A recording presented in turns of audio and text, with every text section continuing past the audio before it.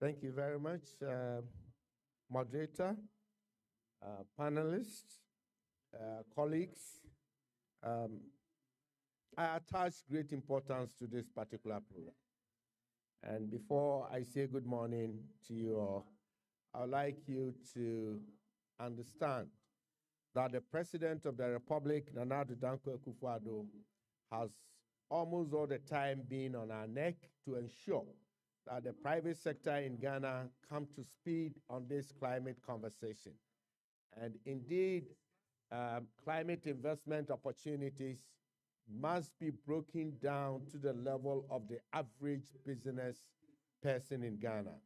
And for that matter, investment portfolios are to be designed in such a way to meet the aspirations of the Ghanaian business community. So this particular program or event is very, very important, given that the post-COVID-19 economic recovery globally and that of Ghana hinges on this climate economy. So we want as many people as possible to be able to understand and then also find a way to come on board. It is a common knowledge that the global financial architecture has it that the private sector controls more than 2/3 of what is available for investment. And to get investment in this climate situation, there must be bankable projects that can meet the aspirations of those coming on board. If you look at the topic, public-private partnership, it's simply calling or inviting the private sector to come on board and partner the public sector. We all know that the debt burden of most of the climate vulnerable countries, of which Ghana is one, give it a more constricted public spending space. The fiscal space is so much non-available. So the private sector is the ultimate avenue or option. So if you are trying to woo the private sector to partner with the public sector, then there's the need to make a very convincing argument. And in this case, this panel has the expertise to do that. And before the government under the president would undertake this serious route, there had been a law in existence in Ghana, Act 1039, the Public-Private Partnership Act 1039. That sits with the Ministry of Finance in Ghana. And there is a whole committee to that. That's Public-Private Partnership Committee that deals with some of these things. So the private sector must be comfortable in the whole conversation, because there is a legal framework that regulates the enterprise. There is a legal backing that will give you comfort, and it will make sure your investment does not go in vain.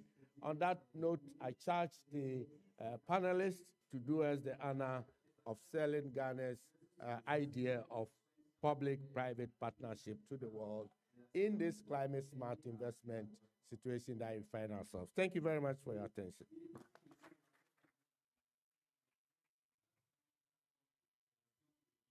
Thank you so much, Dr. Kokofu, for bringing us the message, and we hope not to disappoint you on our discussion today regarding private participation in Article 6 and bringing those investments to Ghana and to other countries looking forward to reduce their emissions with the use of private capital.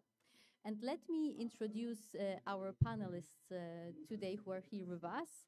So to my left is Daniel Tutu Benehoff, the lead agency director of climate change unit at the Ghana Environmental Protection Agency. Next is Kishore Raijansa, Chief Operations Officer at the Global Carbon Council. Further, we see Dr. Peter Derry, Director of Environment and the Ministry of Environment, Science, Technology and Innovation of Ghana.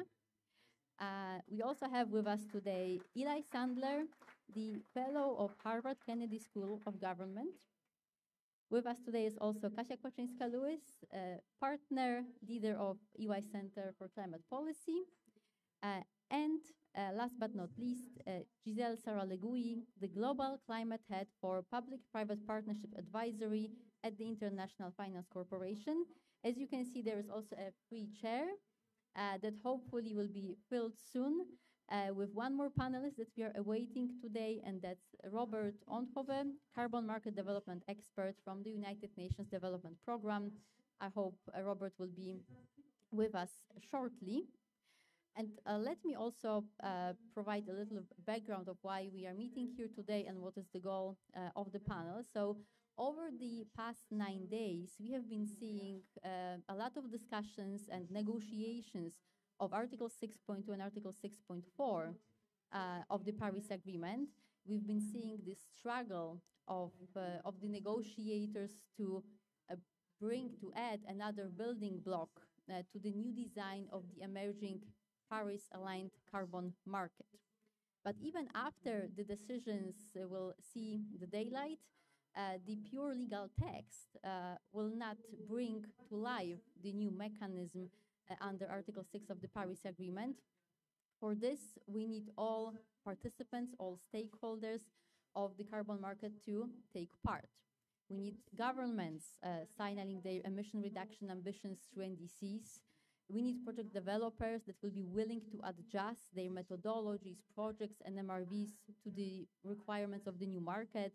We need voluntary carbon market standards that will bring their knowledge, their infrastructure, and their good practices to support the countries and project originators. We, of course, need local communities that will be guiding project developers on how to best implement projects on their land. And last but not least, most importantly for today, we need the private sector investors that are ready to step in this pioneer endeavor, that are ready to be the first in the world and provide capital that is needed for the emission reduction investment, especially in the developing country. And with this note, let's kick off our panel discussion. I would like to direct my first question to Daniel Benefoch. So let's maybe put the level playing field of what a unilateral approach is and how it can be understood under Article 6.2 so that we can continue the discussion on how it can be implemented. So Daniel, a couple of remarks on the unilateral approach, what it is, how it works. Sorry. Thank you very much.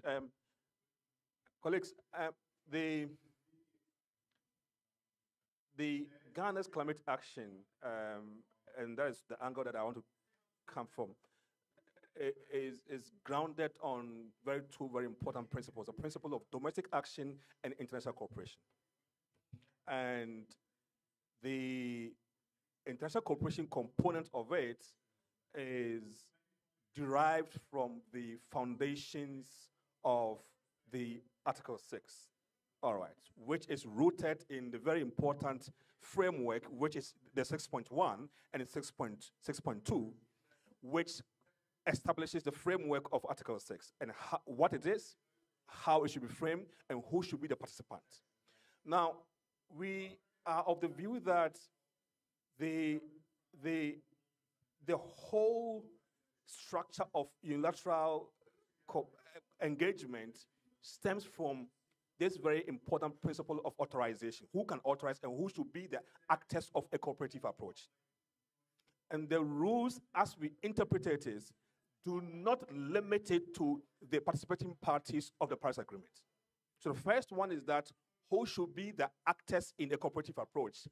In the view of Ghana, we hold the view that the actors ought not to be entirely those actors who must be entirely the actors of the Paris Agreement. What do I mean? I mean that for a cooperative approach, it could be a single actor authorizing an entity to participate with it.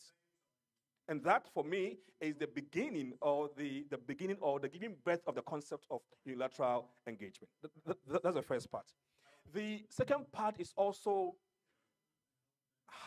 what to authorize and what to authorize for. All right, because what to authorize, we all know what to authorize. We are, according to the rules in the room, 4 things. We can authorize outcomes or volumes, we can authorize use, we can authorize cooperative approach, and we can authorize activity. So again, the use of the ITMOs asset can be authorized for 4 different purposes in our view. The first one is to authorize for NDCs, and is to authorize for OMP and authorize for OIMP. And the OIMP, in our view, then creates a broader use of the asset beyond NDCs. And that is where, in our view, we can authorize for other purposes, which are, in our interpretation, COSEA and voluntary offsets. So in our view, the whole structure of unilateral engagement is based on the principle of who can authorize, who can act in a cooperative approach, and what you can authorize for. And that is a foundation of our understanding of what a unilateral engagement should be like. Thank you. Thank you so much, Daniel, for explaining to us what unilateral approach is. And continuing with Ghana and how Ghana leads by example with using Article 6.2 to meet their NDC goals, to meet the country's NDC goals, I would like to give the voice to Dr. Derry to explain to us the success stories and lessons learned from your Article 6.2 implementation, and also maybe to comment on how the Article 6.2 engagements of Ghana are serving the fulfillment of Ghana's engagement, Ghana's NDC ambition. And here, maybe we can also add that currently we are hearing a little bit of criticism for countries to use Article 6.2 to bring private sector investment, as this, according to some of the commentators, may lead to lowering the ambition of countries for the articles, for the NDCs, so that more investments could be brought from other countries and from the private sector. So maybe if you could explain to us how this works for Ghana, and also what are the maybe mitigation mechanism to make sure that the NDC ambition is not being leveled down, but rather that private investments are actually bringing us forward, both the countries and the private sector. Okay, thank you very much. The first thing I want to bring to the fore is that Article 6 for us as Ghana is very important for a number of reasons. The first is that it will help us to meet our climate ambition. The second is that it is also an opportunity for us to meet our development imperatives, especially our sustainable development goals.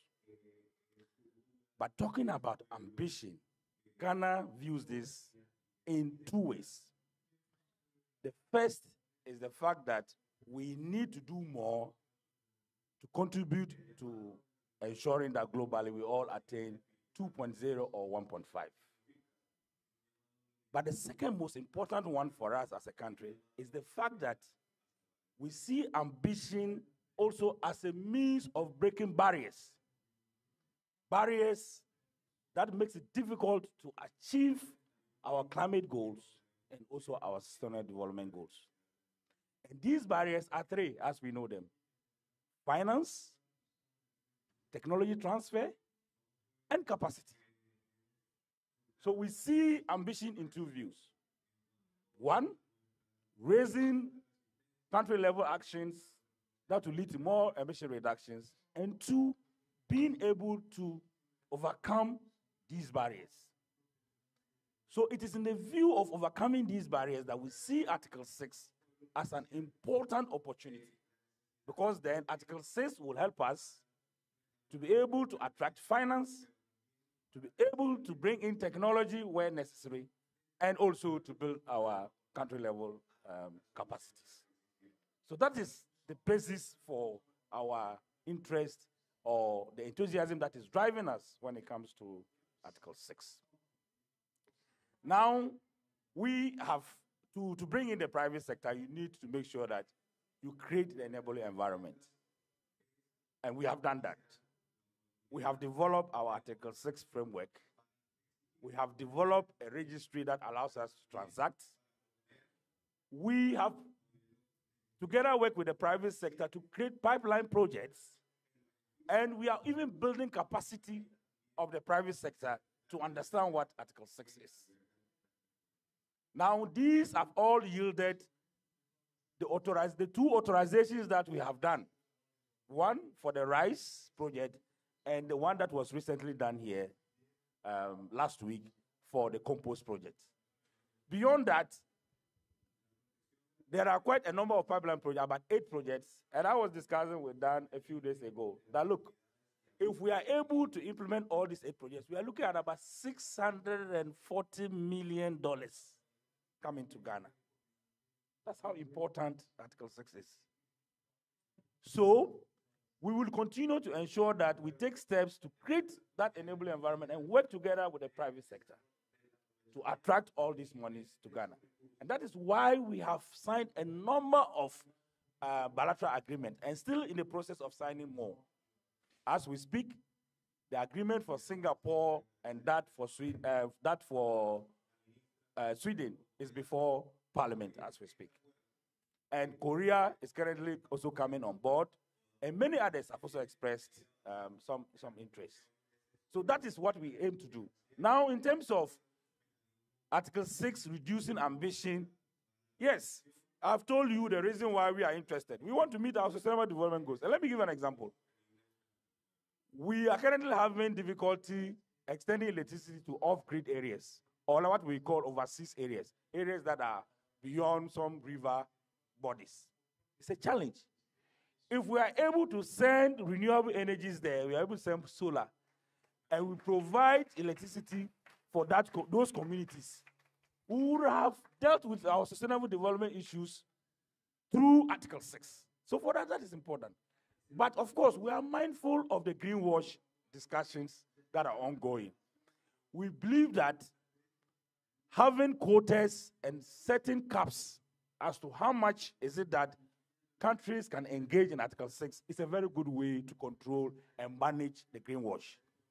So we are looking at it generally. We are first looking at it from the global perspective, how we can use Article 6 to contribute to the global objective. But of course, more importantly, how we can use that to solve our domestic problems. And so that is our approach. Thank you so much, Dr. Derry. I think your comment was very important around the fact that it's not about lowering or hiring the NDC ambition.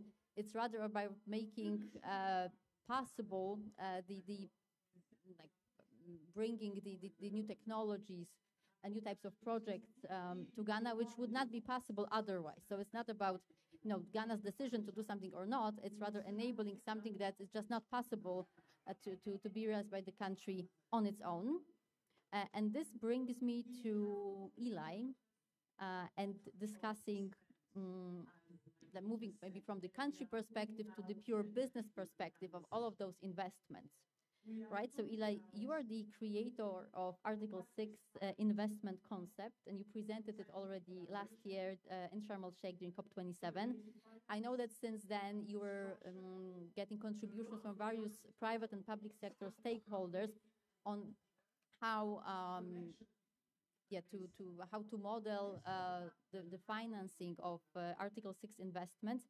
And I would like you to share with us the work that you've done through this year, and how the concept of Article 6 investment can make unilateral approach possible and also safe and credible for the private sector. Sure. Okay. Thank you, Malvina. So I will directly answer your question, I promise. But before that, I want to step back just for 1 second and say the same thing as you, Dr. Derry, which is, why do we need Article 6? When the head of the EPA opened, they said, and it's true, that in general, investment in climate infrastructure and investment in development needs to come from the private sector. So globally, 2/3 or 3/4 of climate investment comes from the private sector. And in Ghana, the number is 5%. I know it's 5% in Africa. It's probably roughly 5% in Ghana. And so the fundamental problem is that the cost of capital is too high to build things in Ghana. If you want to borrow money at the private sector and invest, the cost of capital is very, very high. Ghana probably borrows at the government rate at 11 or 12%. It's higher for the private sector. This means projects are not financially viable. Now, as you said, if you were to implement all of the Article 6 projects that you've got planned, that would be $600 million that would go to Ghana. Now, that would help lower the cost of capital. More capital means more demand, means a lower cost. But the problem is that $600 million, that is double the entire voluntary carbon market last year.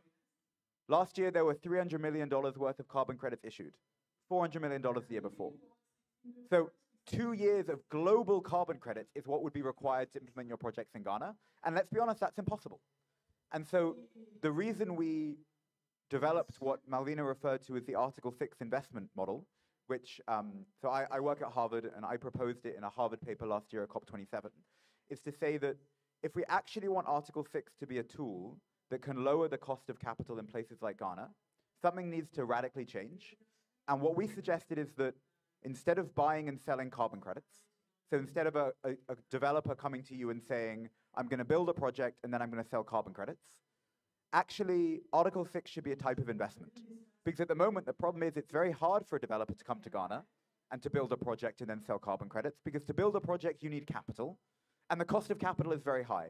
And the problem with carbon markets is that at the moment, you get your money after you build your infrastructure, but to build your infrastructure, you need capital, and capital is expensive.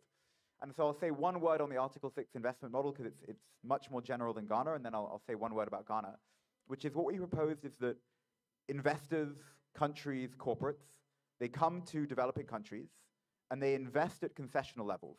This could be a loan at a low interest rate. This could be an equity investment in a project in Ghana. This could be a guarantee to help maybe with the PPA or with the offtake agreements for your electricity. What this does is it lowers the cost of capital. And then because the investor lowered the cost of capital, they get a proportion of the emissions reductions they finance. And because the financial instrument you're using is a loan or an equity investment, the volumes are just much, much bigger. When we talk about carbon credits, it's a $2 or $3 or $400 million market. The global loan market is $5 trillion. Like it's just a different order of magnitude. And so to directly answer your question, Article 6 investment is the idea of using financial securities at a low interest rate to fund projects that reduce emissions in places like Ghana. Now, specifically with regards to your types of projects, this means that we can be really, really ambitious in what we might want to build in Ghana. So I'll give you two very brief examples, and then I'll hand it over. The first would be the typical type of project that people are imagining right now for Article 6 is something like off-grid solar, which you mentioned, or there's a developer in the room, Yael, from Home Biogas, where you develop small projects that help individual farmers. It reduces carbon emissions and it helps development. However, they have to invest their own capital. They have to invest from their balance sheet. They have to put in equity to the project to build it. And then they get the carbon credits when they sell it. If we could have investors provide the upfront financing, this could get 10 or 100 times larger in these off-grid projects. So that's the first use case. And the second use case I think is even bigger, is that Article 6 can be a tool that a government can use to finance national infrastructure. So it's not just a private developer going and building an off-grid project. Actually, what we just announced with Rwanda on Wednesday is that an Article 6 investment could fund a transmission line developed by the government. Or an Article 6 investment could help fund the national energy plan. So you can actually have the Ministry of Finance accessing cheap loans like they get from a multilateral development bank, but through Article 6. So I'll pause there because I think I explained the model, and then maybe we can comment as the conversation continues. Thanks, Malvina. All right, thank you so much, Eli. Thank you so much for providing to the audience the art of possible, I think, and showing to the private sector participants that Article 6 investments are already possible, that you are working on it, and it's already happening. However, I completely understand if all our guests here might feel a little bit overwhelmed by all the complexities of the financial modeling, of country regulations, of the fact that we don't have Article 6.2 decisions yet there available. So definitely it might be hard to think like where to start, whether it's even possible to start right now to invest in ITMOs generating projects, to source ITMOs under Article 6.2. So I would like Kasia to comment on that. Like, what's the starting point? What could be the first step that private sector could take in order to source ITMOs? Maybe I'll start with a bit broader comment, building upon what Eli was just saying, because climate change is a defining topic for our generation. So we need innovative policy solutions. But on the other hand, we should still leverage on the approaches that have been tested and that we are familiar with. And one of them is public-private partnership. And I think this is, when we're thinking about a starting point, I think we can just, equate what we're doing here or what we are, advocating for to very well-tested models of collaboration between governmental agency, and a private sector client that have been traditionally used to finance large infrastructural or industrial projects or some public services. And the return on investment, because there would be return on investment, otherwise the project wouldn't really be financially viable, would be financed by the cash flows from whatever services the project would be delivering once it's completed. So I think, thinking about the starting point, it's exactly like thinking about investing in highway in a country, or investing in transmission lines. And I think in this case, it's very interesting because the projects that we are conceptualizing here, and I don't think Ghana needs investors to come and protect forests. I think this is what the country can very well do on its own. Ghana needs investors to deliver those transformative projects. And so from the investor's perspective, actually, they can look at it as almost like a package deal. They will be, thank you very much. They will be building, let's say, solar power plant or wind turbine power plant. So there will be an offtake of electricity, but also an offtake of carbon credits. So that's why it's becoming more financially viable, because maybe just putting in the solar power plant wouldn't be sufficient. So the starting point would be exactly what we have been used to in project finance for decades. We are not discovering anything new. We are just applying this solution to climate change technological innovation. I think I'll pause here. I'll let other panelists speak, and then if discussion takes us there, we can discuss more about, the ramifications of, the thinking about investing in PPP under Article 6.2. Thank you so much, Kasia. So definitely, we see that public-private partnerships is like one of the instruments that we already know that has been already here with us for years, that can be utilized for unilateral approach and Article 6 investments. So this brings me to Giselle, who has been working on public-private partnerships for years right now at the IFC. And Giselle, maybe you could share the work that you've been doing for the PPPs, and especially how PPPs can spur carbon markets and can bring us to this new leeway to this new type of carbon market that we are seeing emerging under Article 6.2. Thank you. Interesting to hear what's already been said. And clearly, we've heard, and kind of pulling it back up a bit to the global perspective, moving it from Ghana, because your words echo across the globe. And what we're hearing from the UN stocktake is that we are off track. And when we think about the magnitude of the issue, to get to the 1.5 and keep that global warming to no higher, we have a humongous task ahead of us, with estimates of over 3 trillion of investments needed annually across the globe to get to 2030 and to get to 2050. So when we think about those challenges, we have to think about the puzzle pieces of what is our global climate change community and how we crowd in that finance. And I think the reality, as you clarified here, is that governments have fiscal constraints, especially coming out of a post-COVID environment. And so looking at how we can underscore and really catalyze private sector participation to bridge that gap, to spur infrastructure development and across various sectors, is really critical. But we've heard very loud and clear from investors that, and financial institutions, that in order to come in to provide that financing, they need a pipeline of bankable deals. that balance risks and rewards to bring them in. And so I think those are some of the interesting challenges and opportunities that we need to think through. And I think a beautiful solution that we've certainly been working on at IFC and beyond is looking at how public-private partnerships can help bridge that gap and be a catalyst for climate action, climate finance, and really driving both the decarbonization, and I'm going to also bring in resilience because we cannot advance without that piece of it as well. So these are, I think, critical solutions. We've been driving and delivering those solutions across the globe.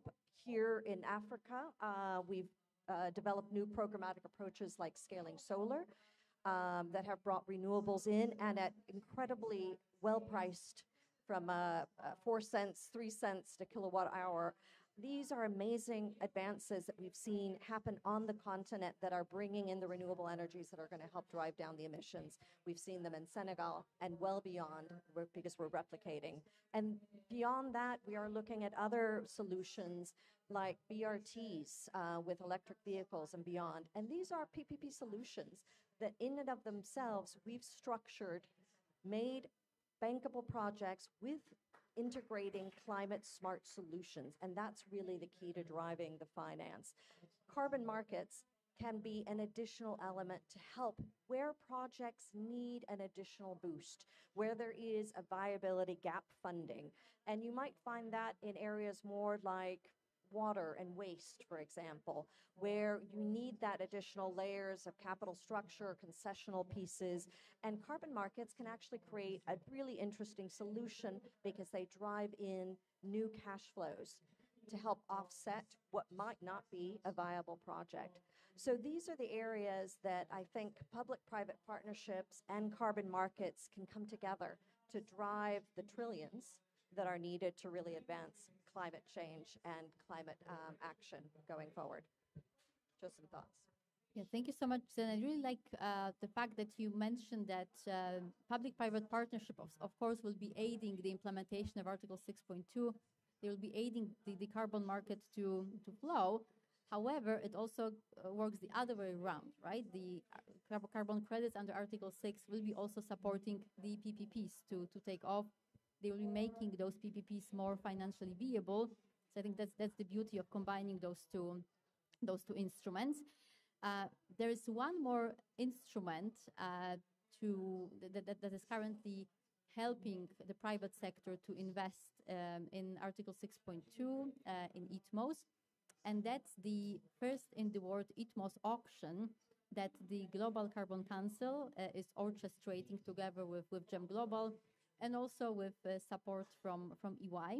So Kishore, I would like you to comment on the ITMOs auction, what it is, how it works, and how can it be maybe, the first step for corporates to test the waters with generating, or I should rather say, purchasing ITMOs.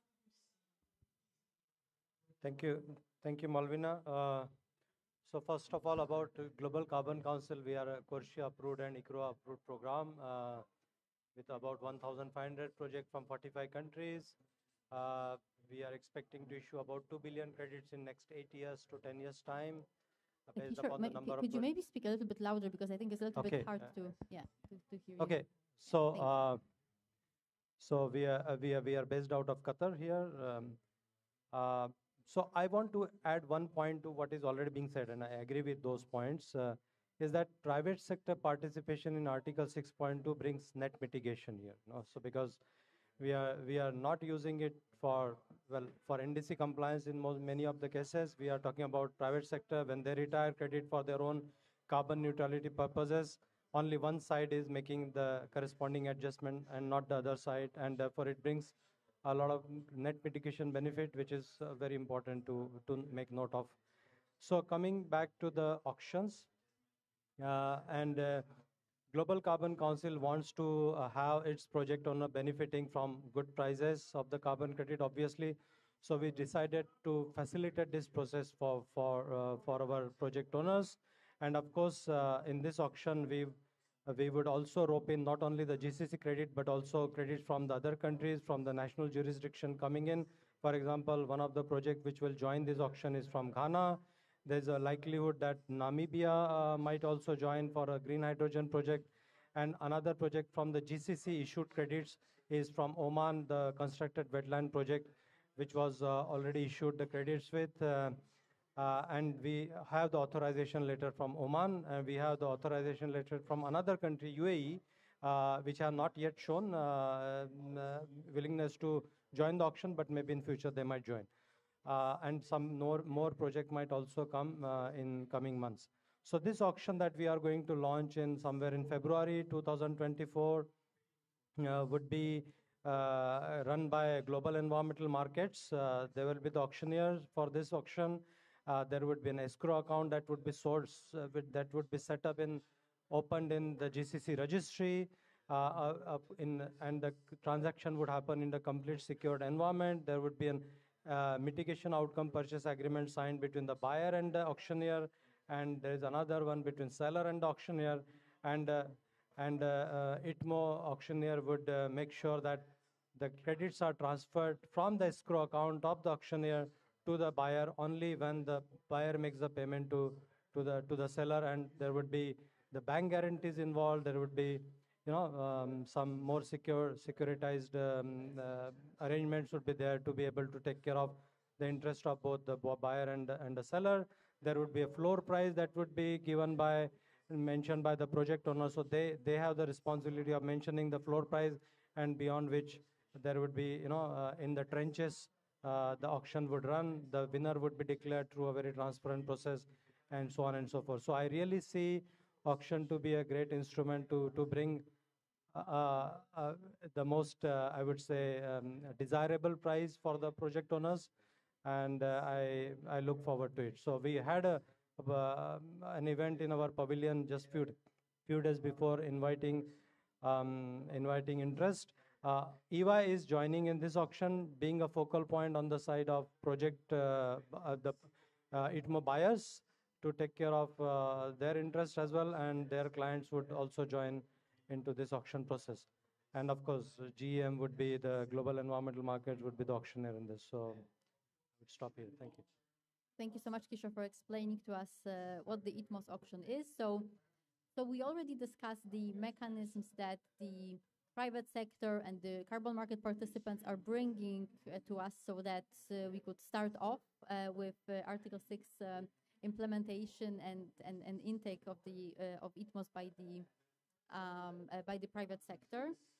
But in the beginning, I was explaining that, of course, the sole law won't bring us to Article 6 being a lively mechanism. However, of course, we need those decisions. We need this legal framework to be in place. And just as we speak, the negotiations of Article 6.2 decision, Article 6.4 decisions are still taking place. And here I would like to come back to Daniel Benehoff to tell us a little bit, give us a sneak peek of the negotiations of Article 6.2, what we can expect from the negotiations room, and what are the stumbling blocks of the negotiations this COP. Thank you. Before I provide my views about that, just a quick point that the whole spirit beyond the PPP, I think, is also not only about using that authorization as a policy to unlock investment, is also an issue about guaranteeing environmental integrity. All right, and the fact that in the case of a unilateral engagement, authorization is on the host country alone, there are concerns about how you can guarantee the quality of the assets, especially when it is done only by one country. And in that respect, I mean, it could affect the quality of the asset and also the price of the asset. That, for me, is a very important point. The other issue about integrity is also about the fact that to what extent can this affect the baseline of the host authorizing entity?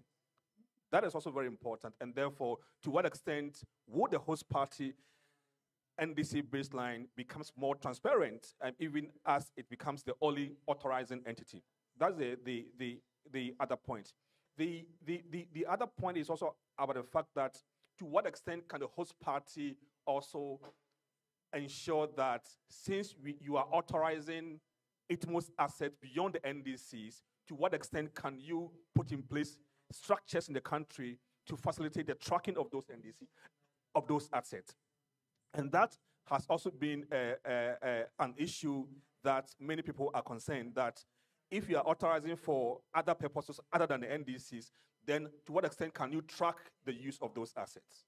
And I'm sure that the innovations around could help in this conversation. And in my view, we have provided in a national framework the options for piloting this whole idea of unilateral approaches. And in our view, it rests a lot on the government to put in place a transparent and a reliable structure to be able to guarantee that those assets have the needed integrity credentials. Otherwise, it creates a big of an issue for everybody. Now, the question is that where do you then authorize from? Do you authorize from the NDCs or you authorize from the outside the NDCs? That is also a major issue for us to decide. And it crowds in the issue about ambition, that if the host party is to authorize from within the NDC, then how then do you answer the question of the ambition over the NDCs? So again, we need to clarify this when you are engaged in such kinds of approaches. Last point is also the fact that on the use side, all right, because then once you are authorizing for other users apart from the NDCs, then the question is that what should be the extent of benefit to the host country? Because then there is also this argument that when I authorize an ITMOs asset and I only have to benefit from the first transfer cycle of the ITMOs transfer, because you ought to define what a first transfer is. Now, what happens to the benefit to the country when there are subsequent transfers? Those questions are also being raised, that to what extent can the countries benefit from subsequent transfers of ITMOs that are being used beyond the NDCs? So I thought that I should bring these issues to your attention, that these are very basic issues that countries must bring their attention to, because then otherwise you lose the whole idea. Because in the negotiation room, we are being told that we need to clarify who should be the participating parties for a cooperative approach. And that is also one of the issues that is being discussed as of yesterday, that in cooperative approaches, it ought to be limited to 2 participating parties. If that idea is entertained, then this idea is killed. Because you ought to have 2 participating parties being parties to the Paris Agreement. Otherwise, there is no unilateral approach. So that is also an issue that is being discussed in the negotiation room. The other issue is about authorizing the cooperative approach. We think that, and that idea is also different from authorizing an entity and authorizing an outcome. In our view, all those ideas could be streamlined. You can streamline the whole idea of authorizing, having a format to authorize an entity, and a format to authorize an entity, and a format to authorize an outcome. We can have one single format for authorization. Why must we fragment those processes of authorization? Third point is about the issue of revocation of authorization. And there is a strong idea that there should be conditions that countries can revoke authorization. This morning test that I saw, there's a new idea that once a country authorizes either 6.4 ERs or an ITMOs, and those are used as part of the defined first transfer, that will not be affected. All right, so there could be revocation, but the timing is important. So, in our view, there ought to be conditions for changes in authorization. There ought to be conditions for changes in or revision in authorization. There ought to be conditions for revocation, but they ought to be linked. And the reason why they ought to be linked, in a sense that the countries should use revocation in the last resort and ensure that the conditions for revocation are materially going to affect the NDC baselines. Otherwise, in our view, that will kill this. So that is my view, that the whole idea of revocation has to be done carefully to sustain the interest of private sector. Otherwise, that will kill the potentials of this market. Thank you. Exactly. Thank you so much, Daniel. Definitely the revocation of use purposes is something, yes, I know that Eli, you want to also comment, so I will just finish that. Definitely the revocation of use purposes is something that, as you said, can kill the idea of unilateral approach and private sector participation in Article 6. And Eli, please also add your comments. So you are so much closer to the negotiations, I think, than any of us. And so I want to just very briefly say why I think what you just described and the issues at stake that are currently happening in the negotiation room, why they're incredibly important, and why the vision you outlined, it's very important the negotiators get this right. Because I think currently in the Article 6 negotiations, there are two different paths for what the Article 6 market could look like. One is a lot like the CDM. So one is a lot like the CDM in that the UN basically takes a methodology, it approves individual credits, and it's the UN that's responsible for ensuring the integrity of the market because the UN is the custodian of Article 6.4. And the other is what literally every other market in the world looks like. Oil markets, bond markets, equity markets, where it's the private sector that look at an asset and eventually decide whether or not to buy it. So I come from the same place of wanting to ensure integrity in the market and making sure that the ton of carbon is traded and it's ambitious, etc.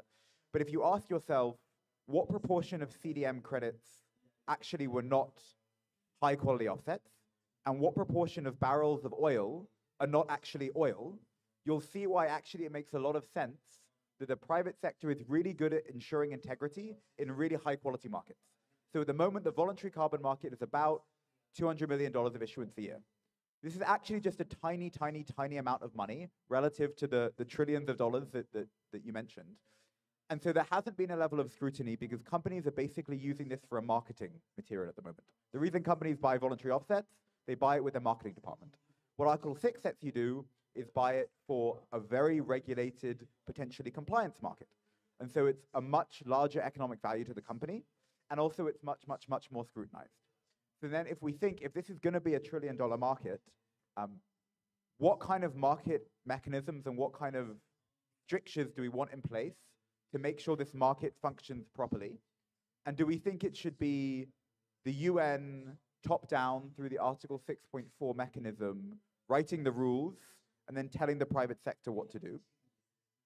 Theoretically, I understand why that makes a lot of sense. The problem is we tried literally that exact same thing under Kyoto and it didn't work. Or should we say that we put in place the strictures and we let the reason companies are buying these assets, which is to use it for an offset, like you use gold for a purpose, and like you use oil for a purpose, and like you use bonds for a purpose, we let the market sort that out.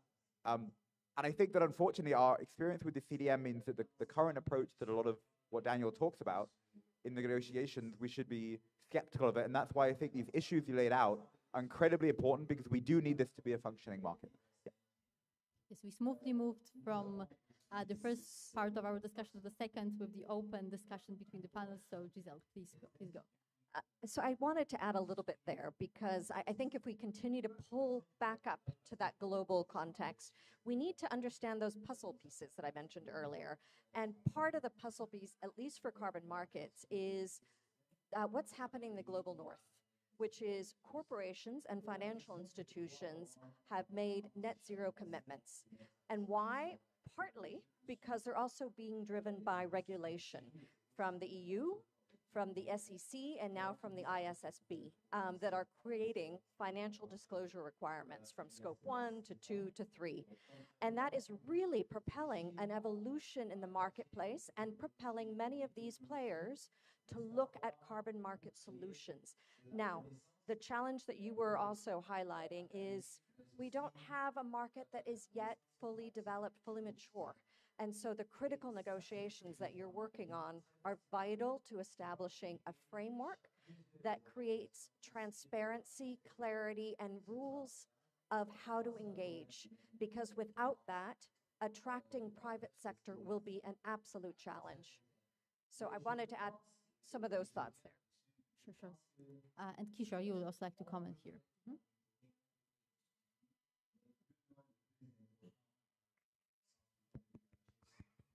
Just to add to the debate which is going on, I mean, Daniel talked about monitoring, tracking of the units, and also about the integrity of carbon credits. So I want to bring to the fore the 2 points. One is the additionality, which is understood by that emission reduction would not have happened in absence of carbon revenue, is already taken care of by the program. But in addition to that, under Article 6 regime, we get another definition of additionality, which is on top of it, that is NDC additionality. The credits, the emission reduction, which are additional to the NDC targets, which are allowed to and authorized, so which brings another kind of robustness into the system. That's one thing. Second is about tracking and monitoring and all. The countries, the programs are anyway having a very sophisticated registries. For example, GCC is offering its registry to the countries for national tracking purposes, for Article 6 databases and all. It's at a free set of cost. But in addition to that, the global, at a global level, this Climate Action Data Trust, which is coming up, which would be a centralized platform to make sure that national registries are connected to it, programs are connected, traders are connected, and so on and so forth. So when the company is retiring it, for what purposes it is used, we would be able to know once this Climate Action Data Trust is in place. Thank you so much, Kishore. So moving to a slightly different topic, but staying in the realm of Article 6.2 and 6.4 decisions. So I'm pretty sure that the creators of Article 6.2 and 6.2 and 6.4, they viewed those two mechanisms to work in parallel, right? That they would be feeding into each other. And this was like the idea of Article 6 in general, that we have the country-based mechanism and the international marketplace under Article 6.4. As I'm sure you all know, Article 6.4 is not there yet. It's not operational yet. It's not being implemented. And we are getting questions also from the private sector. Should we wait? Should we just wait until Article 6 is operational, and then we will engage in this international marketplace and let's the countries do their work on Article 6.2? So we are in this situation with Article 6.2 being implemented and Article 6.4, like, yeah, the one that we are still waiting for. So what's your view? And I direct this question to any panelist, any one of you who would like to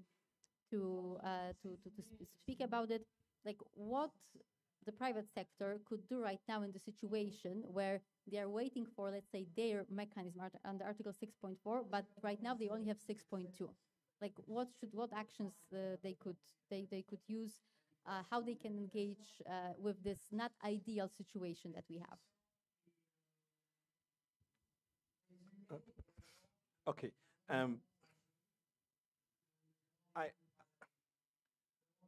I think we need to also realize that the Article 6.2 and 6.4 are not designed to entirely be parallel to each other.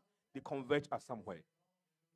And they converge because you could authorize Article 6.4 ERs by the host party. So that is already a connection between 6.4 ERs that could be authorized, all right, and those that could be used for mitigation contribution ERs. So that is where I see how they are related. Now, there's this whole idea that once 6.4 is being delayed before it's operationalized, a lot of attention will be on 6.2, and therefore people will take advantage of 6.2 because the UN will not have a key role to play in 6.2, because then it's left to the parties to decide on the standards and the quality issues. That is where many people are concerned of, that if 6.4 do not start early to provide the needed the needed lessons for 6.2 to follow, then the level of quality that we want will not be realized. Why? Because there are more people involved in 6.4, and the role of the UN is important in 6.4 in providing the top-down lessons or guidance for countries than the bottom-up approach. So that is what I've heard people talking about, the fact that once we slack on 6.4, there will be a backlash on 6.2 because then the issue of integrity will not be guaranteed in 6.2. But from what I've learned from the Article 6 room, I think we have a long way to go for 6.4. I mean, I saw a text this morning introducing a new round of transitions for AR projects in June next year for CDM projects that are AR in nature. So I'm saying that, and also the supervisory body giving the mandate to develop more standards and tools. So the question is, when are we going to start? So the issue for me is that unless we get 6.4 going, I'm not sure whether or not we can get enough traction on 6.2 because of this issue of perceived quality issues on 6.2 credits. Thank you so much. Any other comment? So, yes, 6.4 should provide guidance for 6.2. The CDM, it's a great opportunity to learn lessons because something has happened before, and this has run parallel with voluntary markets also before. It is true that if we have the top-down approach, then that could serve as a standard, But with the transition that is taking place between the CDM and 6.2, it tells you that there is a point of convergence, that it is possible for either sides to be able to learn from the other. I also believe that 6.4, as Daniel was saying, should have probably started with the projects that were very frequent with the CDM rather than with the AR. AR, as we know, was not very prominent under CDM. And if we are going to set up a mechanism that's in the nature of the CDM, probably we should have started with the low-hanging fruits, the ones that can easily run, and then gradually roll on board AR projects, which were not very prominent or popular under the CDM. I think that's where the gap is, and probably we need to revisit the negotiations and see why we are leaving out those that were successful rather than concentrating on AR, which was not very popular under the CDM. I think that could also help to resolve some of these issues. Thank you so much, Dr. Derry. I want to say very quickly one word about who is buying credits. And so I would love to agree with you, Giselle, that eventually private sector voluntary demand for carbon credits will be in the tens of billions or hundreds of billions of dollars. I would love that to be the case. Unfortunately, again, demand for carbon credits from the private sector today is $200 million. It's gone down a bit, and maybe that is in part because of quality. But I think there is a very low upper limit to how much corporations will voluntarily pay to carbon credits. Maybe it's not $200 million, maybe it's 5, maybe it's $1 billion, maybe it's 2 billion per year. But so I work with one of the largest energy utilities in Europe, and they're one of the largest buyers of carbon credits in the market, top 5. Their annual budget for carbon credits is $4 million because it comes from the marketing department. This is where actually demand for corporate voluntary commitments are coming from. Now, if we look at Article 6, who is basically the only entity buying Article 6 credits today? It's the Click Foundation, the private foundation from Switzerland. And the reason they're doing this is because the Swiss government passed a law saying that Swiss motor importers, they have to pay a carbon tax. But they have to pay that carbon tax not in cash, but in Article 6 credits.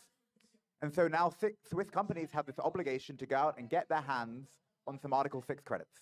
And the Click Foundation is what is doing that.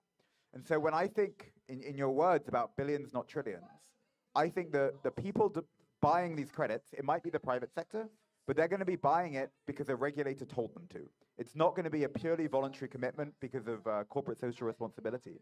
And I think that actually goes to solve a lot of the problems you've brought up with the unilateral approach. Because the criticisms you've mentioned of the unilateral approach are that only the host country is doing the quality control and the corporation is doing whatever it wants. But I think actually, if this does grow to a multi-billion-dollar market, which is frankly the only reason everyone should be talking about it, companies are going to be doing this to submit it to a regulator. So even the unilateral approach, which just governs how these credits are created, it's independent from how the credits are used. And my own view, and I worked at Morgan Stanley for 10 years, and we had a lot of clients that were interested in this, the only way this gets to be an actual sizable force in the market is if it's not out of the goodness of private companies' hearts, it's because they're being told to. And if they're being told to, you do have the quality control of them handing in the credits. And so part of me thinks that some of this conversation is important, but some of the conversation in the room is kind of pointless in the negotiations, because ultimately, no one is submitting $100 billion worth of credits for fun. Okay, I think Kasia was first and then Kishore. I really like how with that statement, we essentially merged two topics that we heard from two last speakers, which is convergence and demand. So I think we were discussing a lot about practicalities and 6.2, 6.4, but let's bring domestic compliance carbon markets into the mix. And we know from past experiences of the EU emissions trading system, which arguably is the most rich, the most nuanced emissions trading system in the world, they did used to recognize Kyoto Protocol CDM credits for compliance purposes. Then the EU policymakers decided to withdraw from that. We can guess why, because of all of the problems with the CDM, but the willingness to recognize credits coming from a policy-governed system under the Kyoto Protocol was there.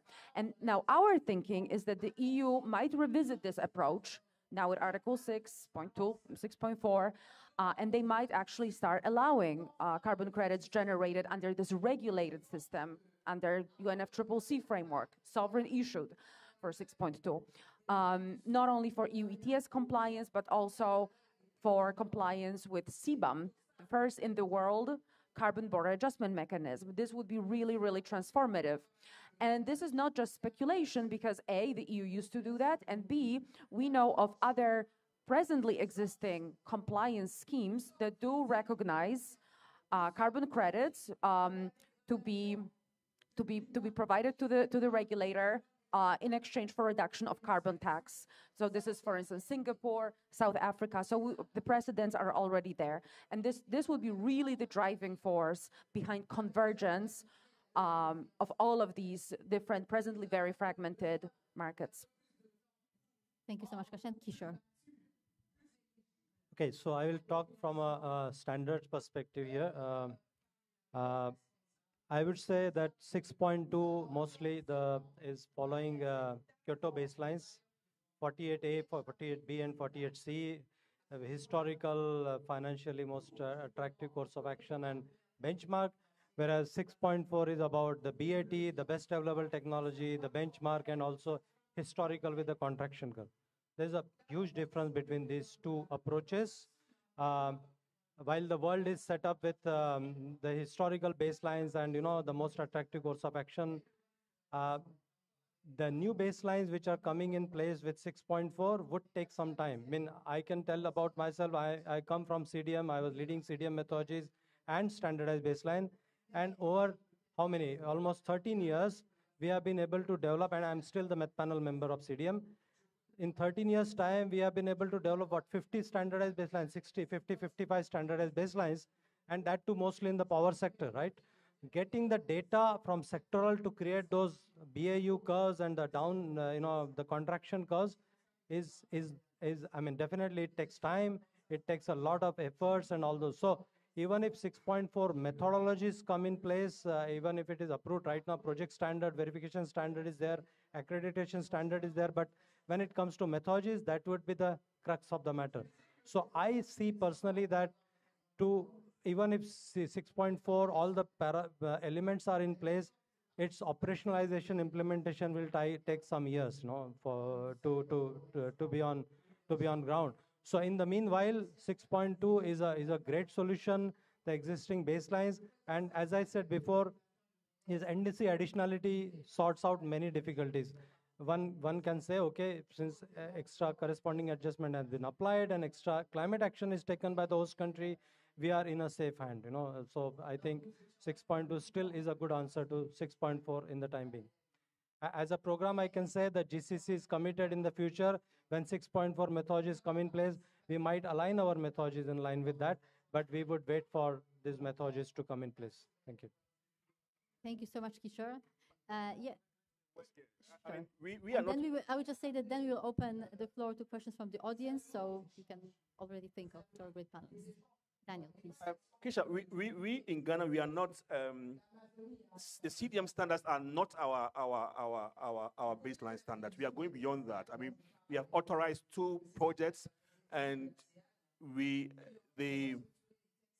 requirement is to go beyond the CDM baselines, right? So, I mean, it could be a good start, but again, as I said, we are very much concerned about safeguarding environmental integrity, and therefore we are going beyond that to request for or to require actual measurements in the projects, right, as part of validating the CDM standard as it was in the past. So that's where we are going right now, even for 6.2. Thank you so much, Daniel. Any questions from our audience? Oh.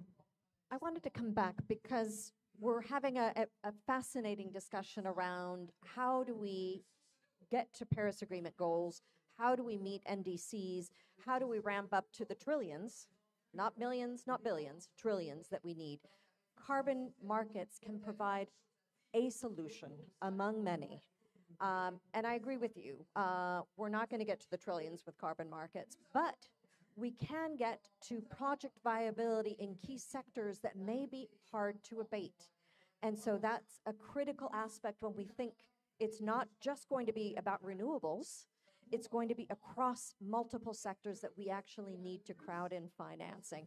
And so these markets can potentially unlock opportunities to create bankability, viability, create PPPs, and drive corporate interest. But I think at the end of the day, if we're going to attract private sector, we're also going to need, again, clarity, rules of the road, to be able to ensure that they don't face claims of greenwashing, that they don't face claims of, have we authorized, have we not authorized, is this getting counted and reduced with the corresponding adjustments? All of those are important areas that are getting negotiating. And if I can say there was a huge step that happened at COP26, we're on the right path.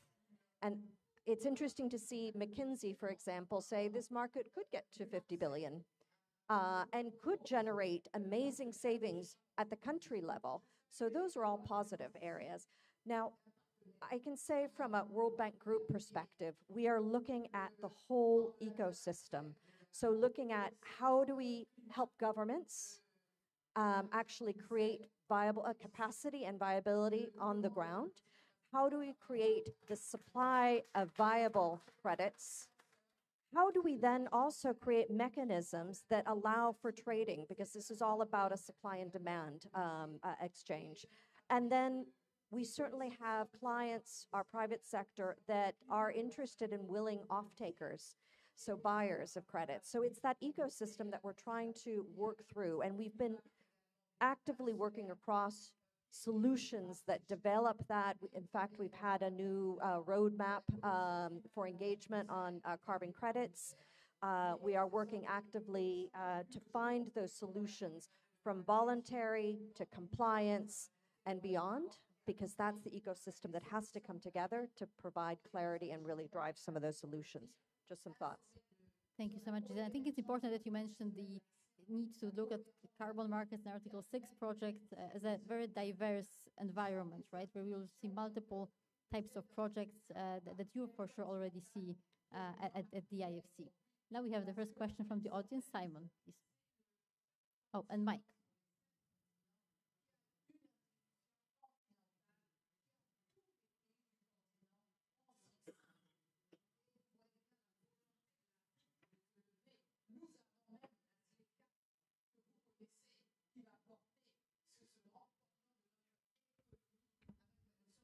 Okay, yeah, my name is Simon Pfluger. I am working for the sustainable finance think tank Climate and Company.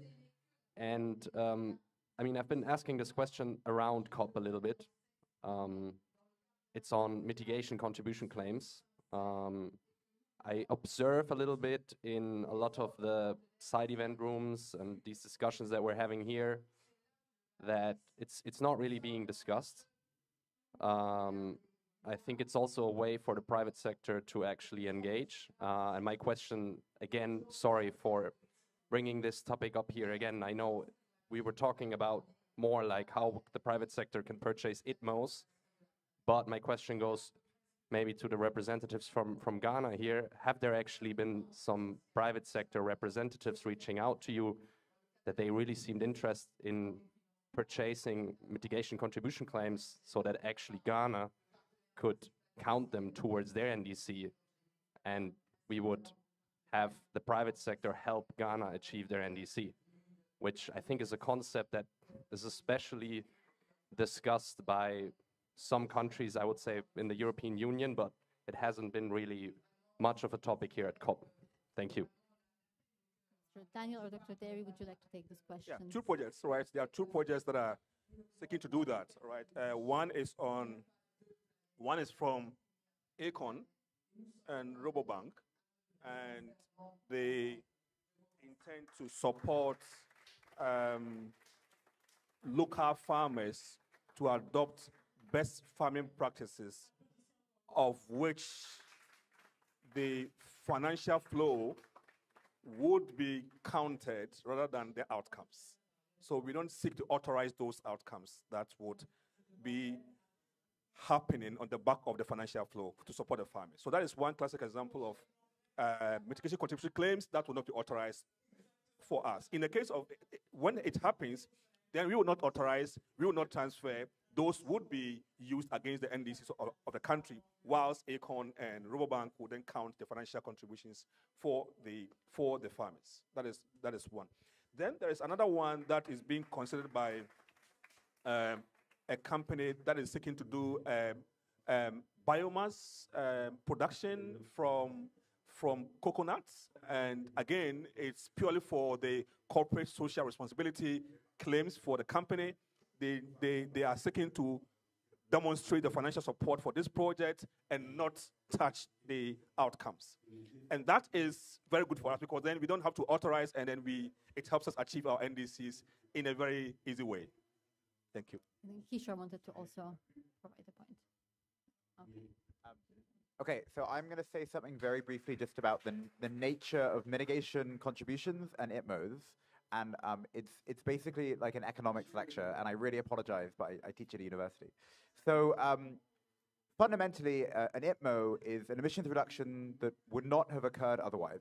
So what can you use it for? You can theoretically use it to offset against an emission reduction that did occur. That's great.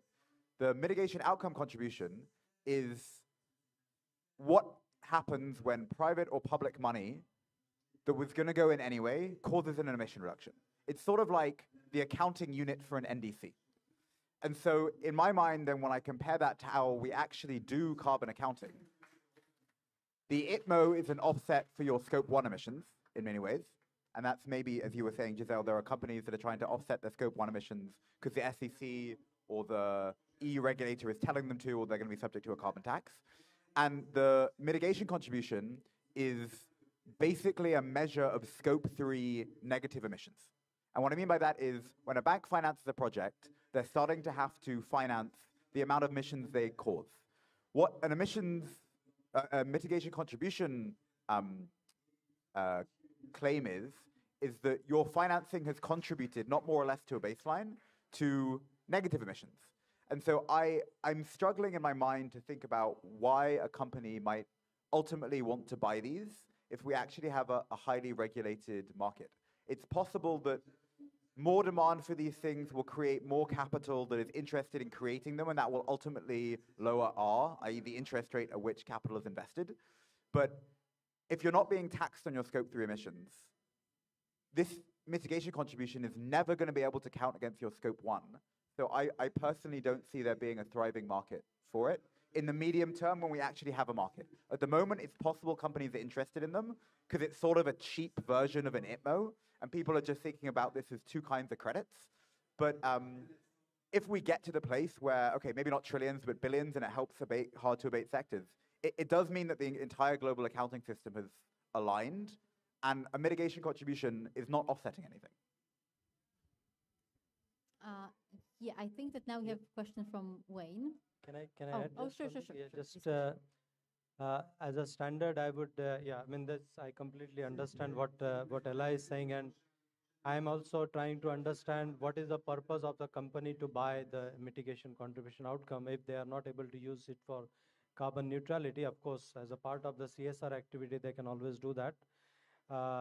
But then on top of it, as a standard, I want to understand, because as Eli said, that it is the offset are always have been designed for the compensation, because they are not the guarantee of origin like RECs. RECs are guarantee of origin. They do not have a component of additionality into it. So my question is that, is it that the contribution credits are like guarantee of origin? So as a standard, if something comes and if I want to issue a contribution credit, should I not check the additionality into it? So because it is just for a contribution coming from and they don't want to offset their own emissions against it. So these are the many questions even standard bodies has as well. So. Yes, Wayne, please ask your question. We might have time for one more question and we'll be wrapping up slowly. I guess my question is, I wonder why everyone still thinks of this as a top-down solution to a global market when it should really be from the bottom up. To me, the carbon markets is a bit like seafood. We all know that certain seafood's worth more than another, right?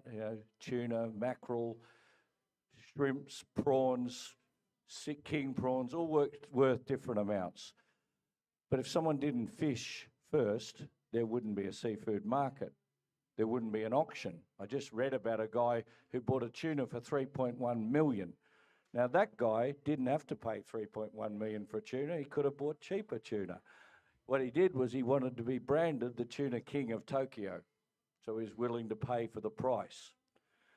It seems to me that the carbon markets in Africa are devoid of credits. We've got hardly any in our carbon trade exchange platform. So the question is, you've got to put something out there. You've got to have something to sell. This auction is a forward purchase auction. It's going to go all through to 2030. There'll be firm commitments on the credits issued for a legitimate registry, authorised and approved under a legitimate credit standard like GCC, and they'll be issued in a proper manner, voluntary credits upgraded to ITMOs because they've been approved by the nation. Who's going to buy them? Well, no one's going to buy them if we don't put them on the market. That's the way I see it. If we wait for the money to come from the royal hands of some bankers in Europe, they'll pay the price they want to pay, and Africa once again will be giving up its resources for less than what they're worth. At an auction, guess what? Everyone can bid. You don't only have one buyer. In a bilateral agreement, you have one transaction, one buyer. In an auction system, you have a global marketplace so you can promote your product and services too, and in this case, the outcome. And this is really positive in my view, because this way, the seller gets to control more of the price and the buyers have to bid for it. So maybe someone, big international company out there wants to be called Mr. Carbon instead of Mr. Tuna. So I think its bottom-up approach is much better, I believe, than top-down, waiting for someone to come with the money. Let's get the product first. Let's go fishing. So Wayne, I said this was also Wasn't really a question, I guess. Exactly. Yeah. Are there any more questions? If not, we'll be slowly wrapping up, as I would like Kasia Kłaczyńska-Lewis to provide us some closing remarks.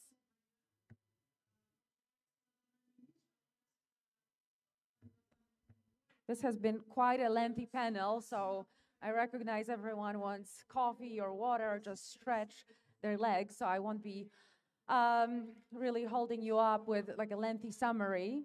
I just read this morning from this report of Triple GI, like a very succinct statement.